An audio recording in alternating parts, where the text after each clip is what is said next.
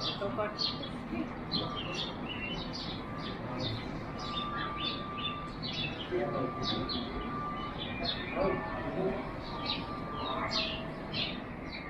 a new generation of ocean liners. Make ships, Mr. Harrison. Largest and most luxurious ever. What we have here is the actual clocking machine where they clock in and out of the dockyard to work on the Titanic. So this is how they get paid. And that's actually the original one. Distinguished American financier John Pierpont Morgan took the shipping firm the international.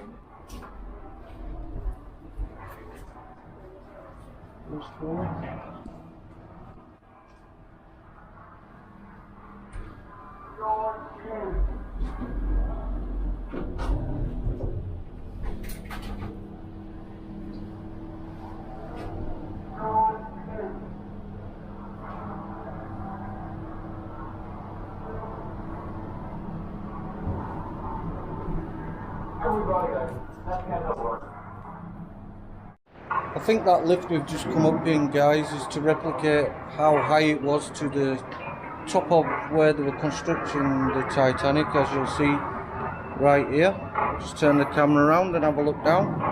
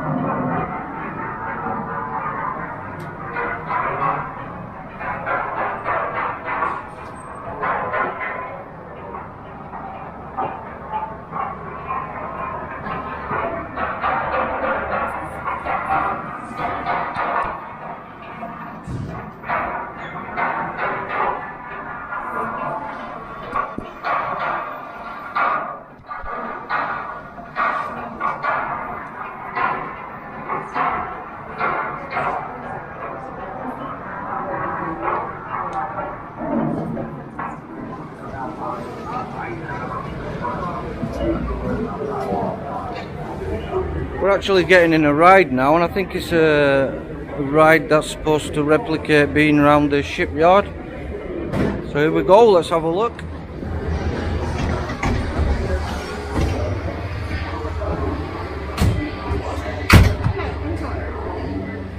I came in here the day after my 14th birthday, Harland and Wolff. That's where you worked in Belfast.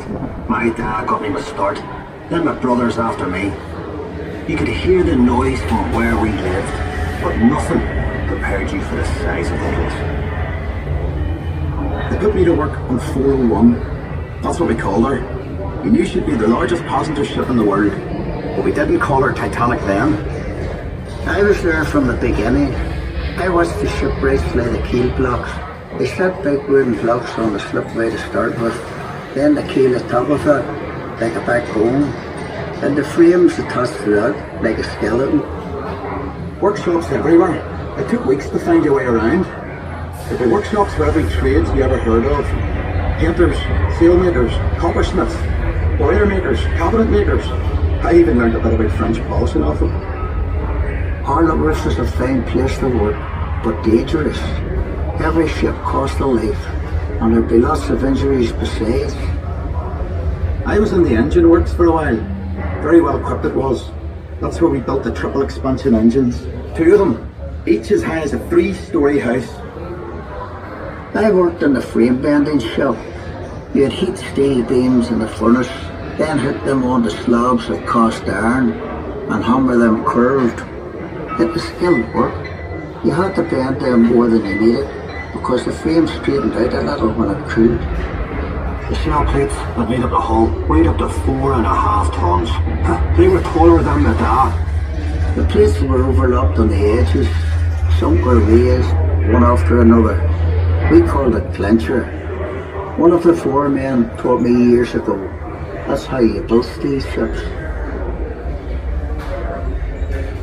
I worked as a heater boy. You had to heat the rivets on a wee plate, You pump the bellows till the rivet was white hot, then you get a hold of it with your tongs and throw it up to the catcher, and he put it in the hole in the plate for the holder up. There were two of us on the other side of the plate that hold her up. We had to hammer the rivet so it filled the hole before it turned dull red. The double bottom. That's a wee space we called the tanks, made up of steel plates. The rest of the rivet squad all had to fit into that gap.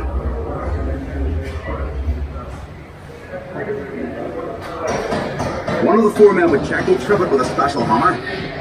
If it made a ringing sound, I'd have to get back and chase it out after work. I'd get scared working down in that double bottom. You only had candles for light. And the constant hammering against the shell plates. You could hear it all over Belfast. Some of those boys ended up stone deaf, so they did. We were paid 31 bob a week. The heater boy in Catchmer got 16 bob, but we all worked the same 54 hours. The upper deck was steel too, and part of the strength of the ship. There's no straight lines in a ship, and when you look down the weather deck, you can see the sheer of her hull, but stopped her reflection at sea. That's actually a replica of the size of the rudder there. The stern frame had to be strong enough to take That the is rudder massive. turning in heavy seas. We'd have all these timbers and guy wires to steady the frame, and men scurrying around like ants underneath. When we came to launch day, I was torn between pride and fear. The standing ways were coated in tallow, train oil and soft soap, so the ship would slide when they shifted her weight off the blocks. That was the most dangerous part. When the shipwrights were knocking away the last props, they were under compression, you see, and the sliding ways would be released by the hydraulic trigger. 100,000 people watched the launch. Some paid a bob to sit in the reserved seating. There were extra trams laid on. Then we all went off to the pub to wish her well. Doc, you were proud to be an island man that day. And Titanic was the pride of Belfast.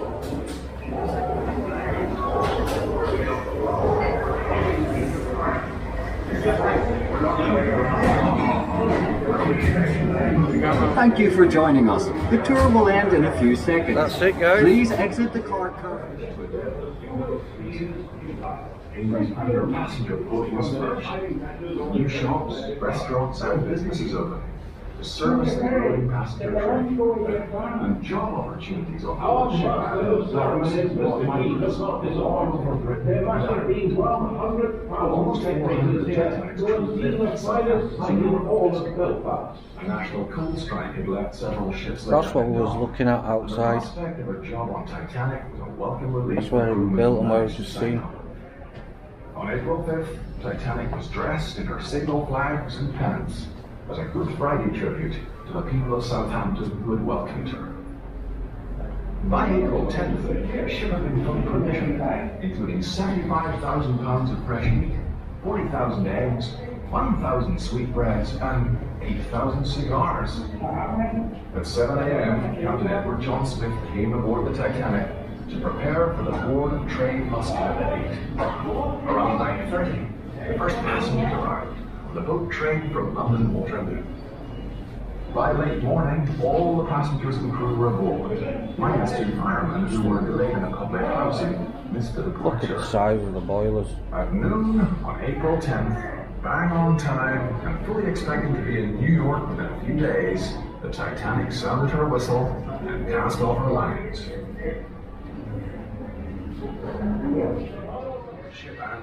Check out this model, guys. All over Britain and Ireland. Almost 400 of Titanic's crew lived in Southampton's northern district. A national coal strike had left several ships laid up in dock, and the prospect of a job on Titanic was a welcome relief for crewmen. On the way in, I don't know if you heard, but the lady said it's still pictures only, no video recording. As a Good Friday tribute to the people of Southampton who had welcomed her. By April 10th, the ship had been fully provisioned. Look at the size of the propellers. £75,000 of fresh meat, Size of the guys there. 1,000 sweetbreads, and 8,000 cigars. We'll go to that dockyard. At 7 a.m., Captain Edward John Smith came aboard the Titanic to prepare for the Board of Trade muster relief. Around 9:30. This is a replica of the first class cabin. By late morning, all the passengers and crew were aboard, minus 2 firemen who were delayed at the deckhouse and missed the departure. At noon, April 10th, bang on time, I fully expecting to be in New York in a few days. Have a look. Titanic sounded her whistle and cast off our luggage.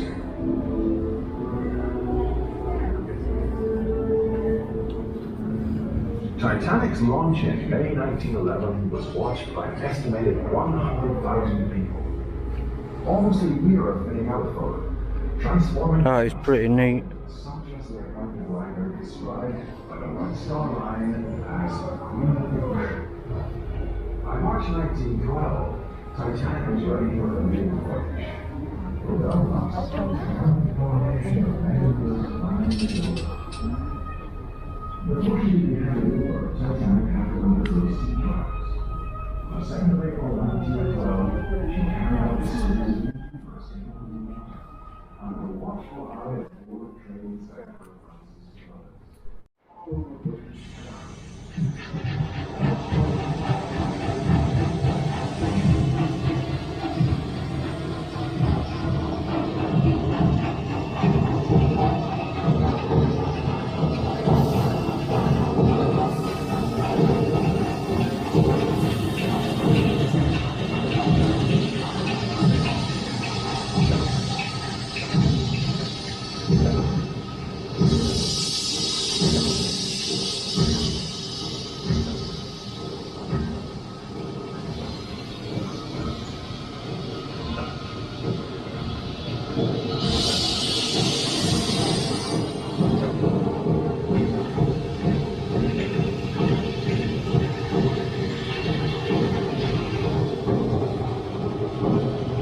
Pretty awesome.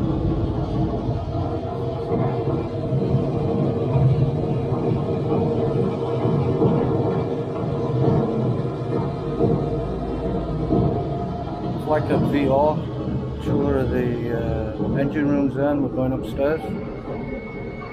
Catch this. This is awesome. VR tour of the Titanic.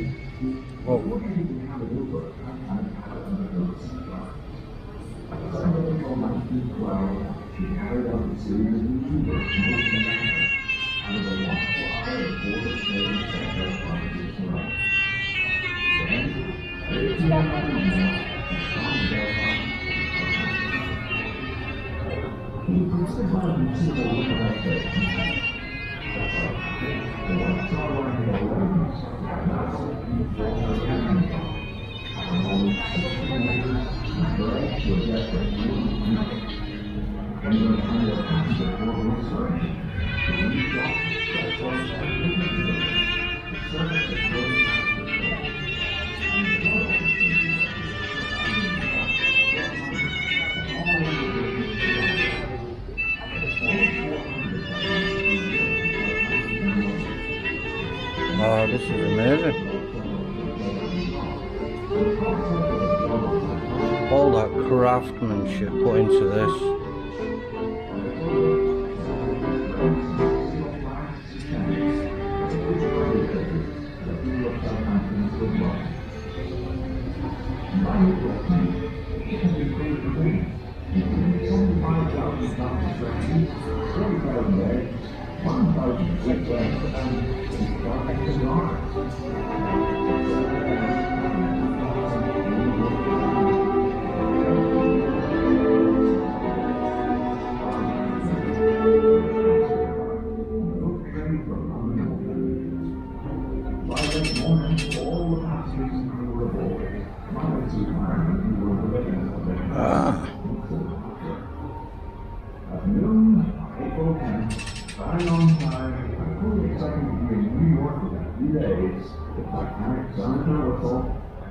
Oh, what's that, guys?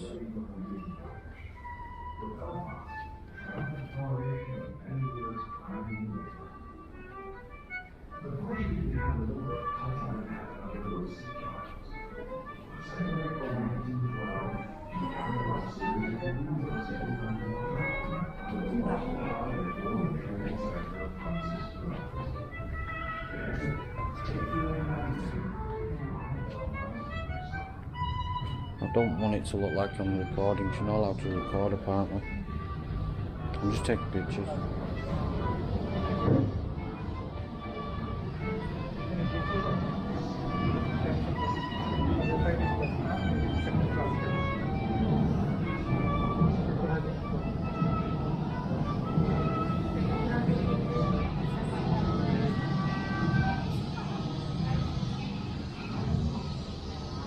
Let's take a look in the second class. This is what a second class cabin would have looked like.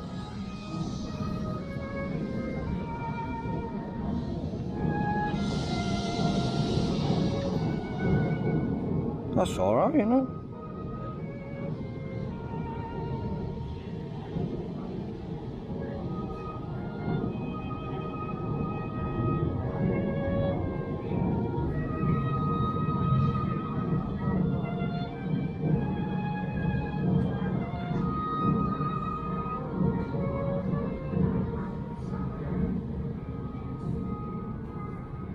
We've all heard about the story of the band men playing till she sank.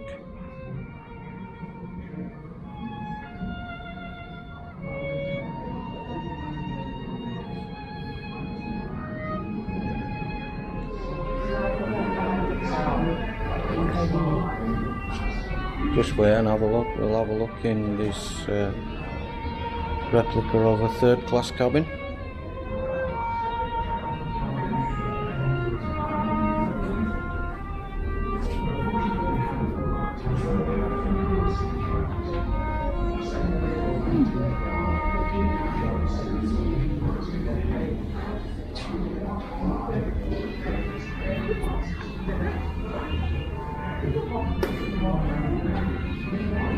That's alright for third class, I've slept in a lot worse.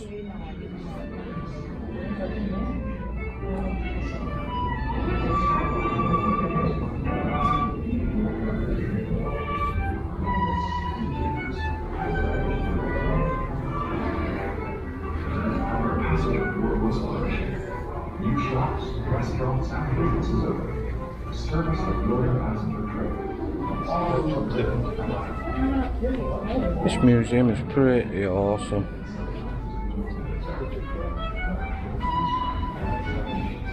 Here's the carpet, samples of the carpet.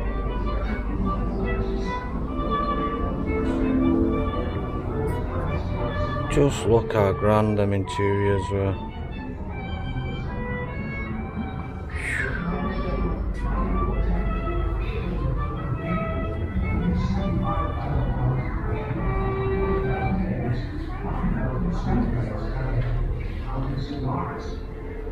At 7 a.m., Captain Edward John Smith came aboard the Titanic to prepare for the trade must terminate.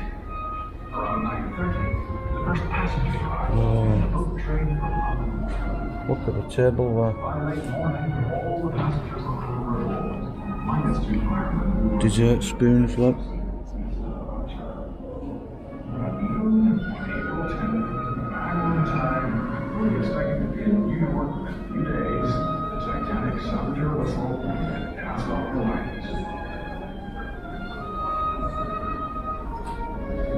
Them dessert spoons are actually donated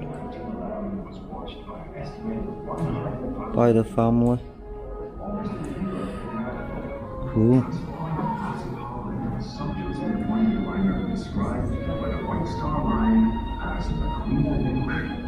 These are actually genuine, they're not made up or anything.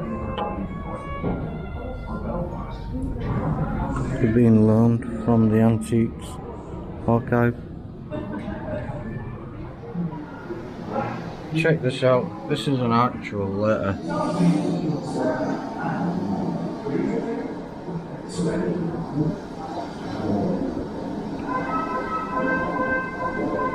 Hester Hart wrote this letter in company with her daughter Eva, aged 7, in the second class library on Sunday afternoon, 14th of April. And that is the genuine letter.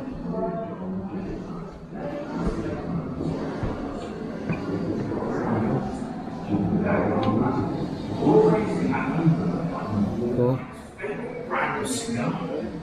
First class deck, from what you'd see.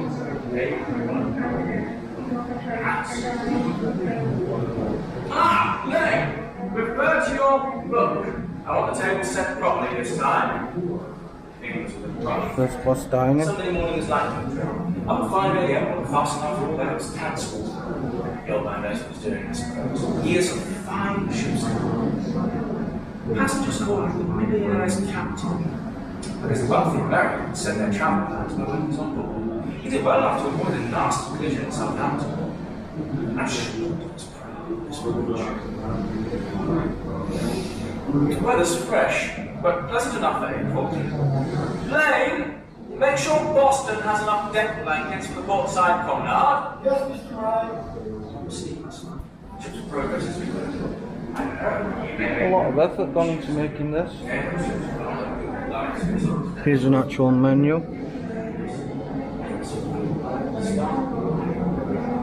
Can't blame those Wow. dancing all night long.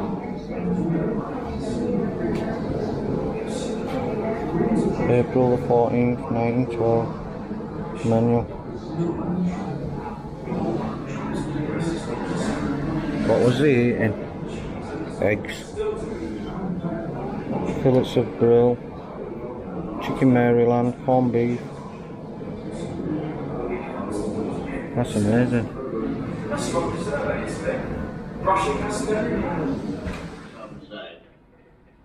You could see by the arrangements of the lights. All the lights were burning.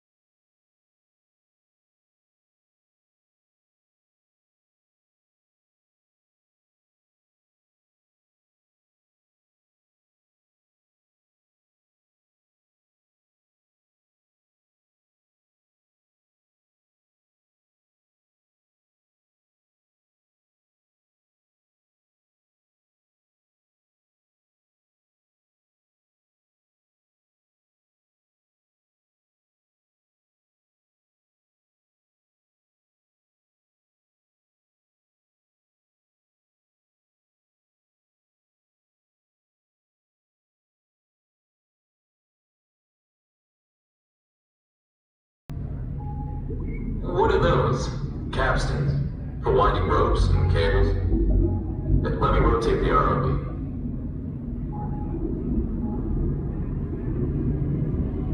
Now we're looking back down the anchor chains. Unbelievable. It's pretty cool, huh?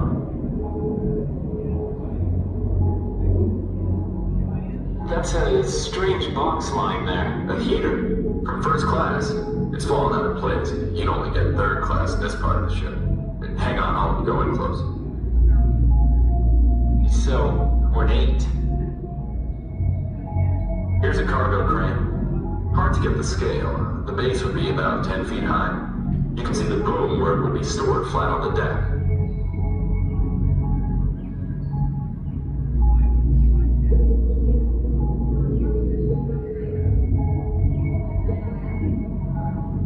Something's fallen across that one.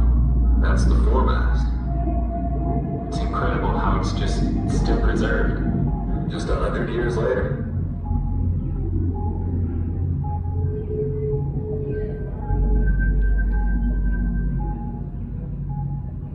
Another hatch.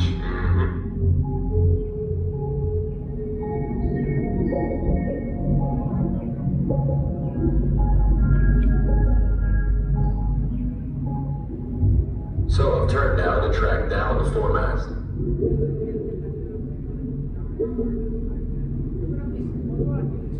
What's that hole? That's the entry to the crow's nest. Wow. That's where they saw the iceberg from. Is that what I think it is? Hang on, let me steady the ROV and I'll move in. Captain Edward Smith's private bathtub, with plumbing for freshwater and seawater, believe it or not.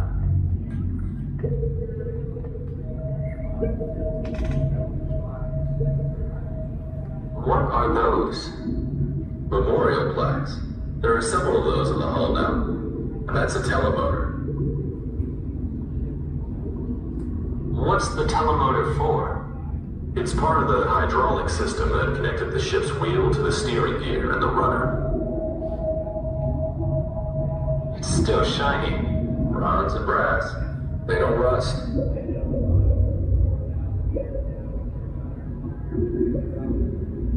We're about a third of the way along the hull now. I'll turn and zoom in. Can you see that hole? What is that? That's where the forward funnel was. The one that collapsed. Maybe 3 minutes before the end.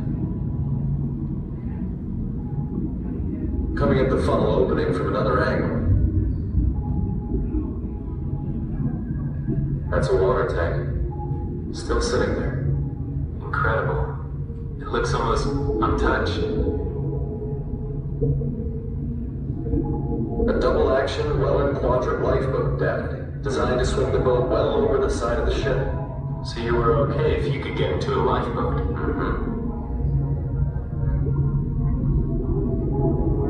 What is that? That's one of the ship's boilers. It is gigantic.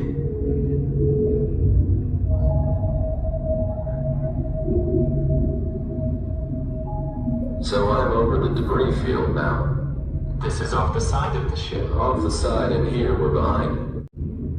So much of it. It's huge. She kind of planed down onto the ocean floor, leaving all this stuff behind. If you look carefully, you can see bottles lying there.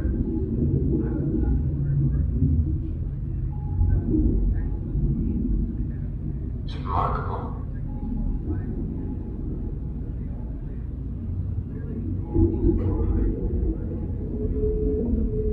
Oh my God. Shoes. Women's. 2 different sizes. They could be a mother and daughter. Well, they came down together, that's for sure.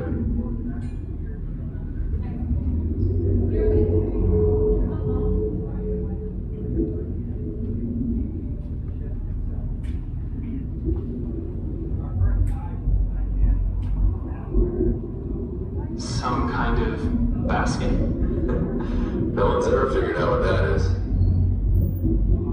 But you know what that is, though? Go closer. I'm zooming now. A chamber pot. A frying pan. So we're coming out of the back end of the debris field now. Next thing you'll see is the stern section. What a mess. Remember, it came down separately.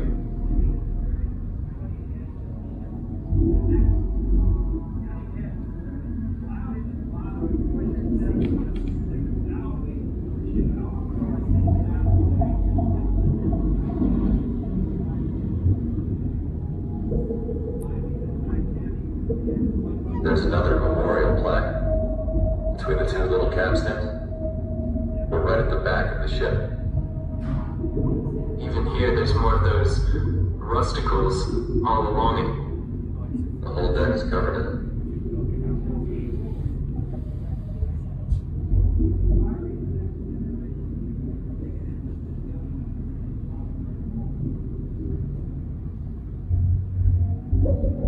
And this would be the poop deck. The very last part of Titanic to go down. People clinging to the railings. Must have been a terrifying sight.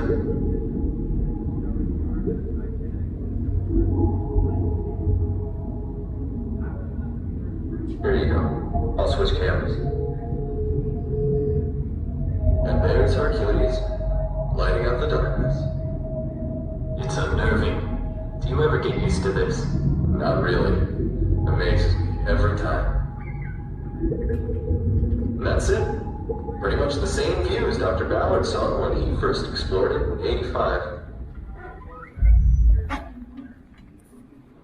Check this out, guys. This is an actual submarine ROV. Keep aware of that eye poker where the mast is and where your television. It's the one that went down to the Titanic. Cool. Or I'm gonna reverse that. I'm not sure if it's this one or it's exactly like it, but it is a genuine one.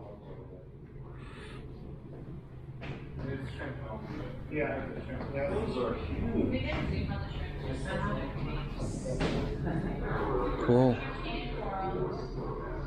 Oh yeah.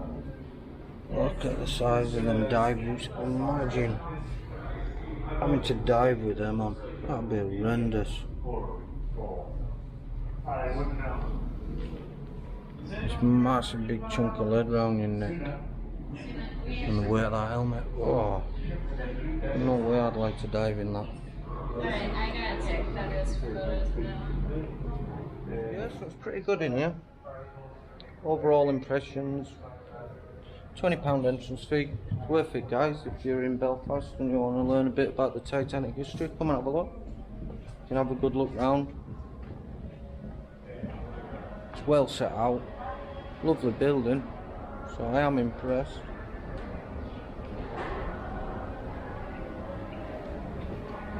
Here's a little lower.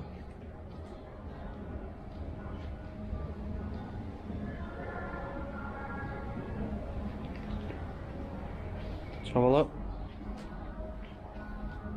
So exactly 110 years ago.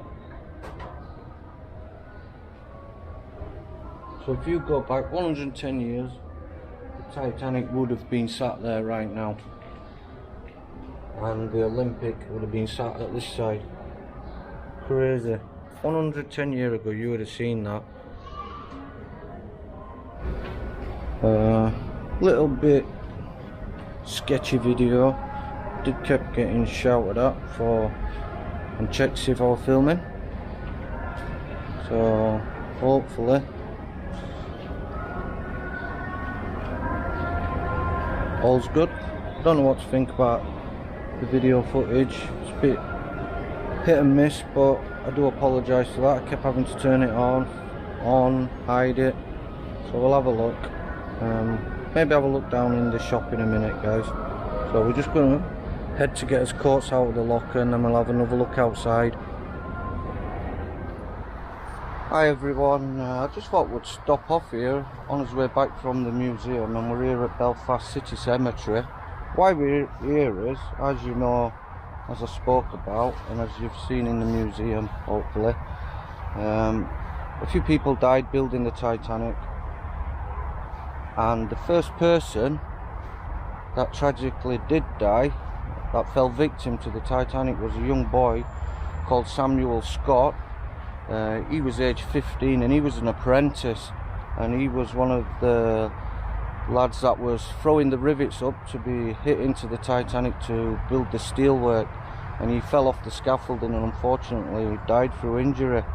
We're here in the cemetery, and I've managed to do a bit of research and find his grave, and I thought that would be really good to add into the video.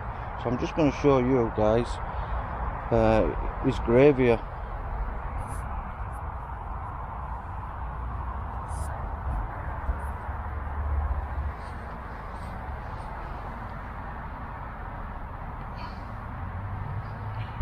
Here lies the remains of Samuel Joseph Scott, age 15, who departed life 20th of April 1910 in a work accident during the building of the Titanic, remembering his soul and those who perished in the sinking of the Titanic.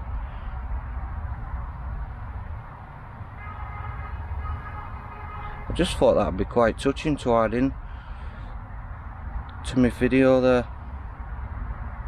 But yeah, this is the first person to fall victim to the Titanic before it even set sail.